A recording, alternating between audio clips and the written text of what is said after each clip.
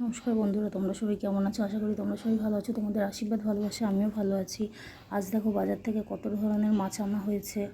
এটা হচ্ছে গঙ্গার মোরলা মাছ, এটা চিংড়ি মাছ, আর আগে দেখিয়েছি রুই মাছ।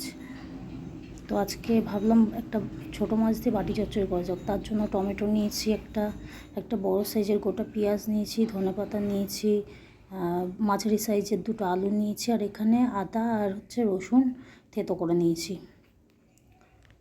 আর এখানে সব গুঁড়ো মশলা রয়েছে, সাথে রয়েছে চিনি আর নুন।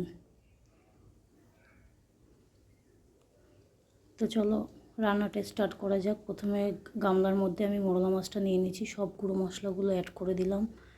অ্যাড করে দিয়ে এর মধ্যে আমি আলুটা দিয়ে দেবো, কুচানো আলুটা দেব, পেঁয়াজ দেব, তারপরে একে একে যা সবজি কেটেছিলাম সেগুলো সবই দিয়ে দিলাম। যেমন টমেটো, ধনেপাতাটা পরে দেবো, টমেটোটা আগে দেবো।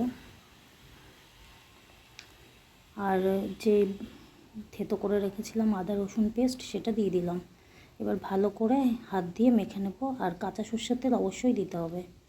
কড়াইতে অল্প পরিমাণে সর্ষের তেল দিয়ে দিলাম, তার মধ্যে অল্প পরিমাণে কালো জিরা ফোড়ন দিয়ে দিলাম, আর মেখে রাখা ওই মাছটা কড়াইয়ের মধ্যে দিয়ে দেবো।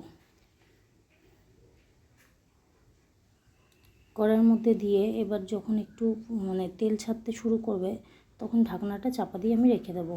20 মিনিটের মতন কষতে দিতে হবে। দেখো আমার কষা হয়ে গেছে। এবার আমি ওপর থেকে ধনেপাতাগুলো ছিটিয়ে দিয়ে দেবো, আর অল্প পরিমাণে কাঁচা লঙ্কা ছিঁড়ে দিয়ে দেবো।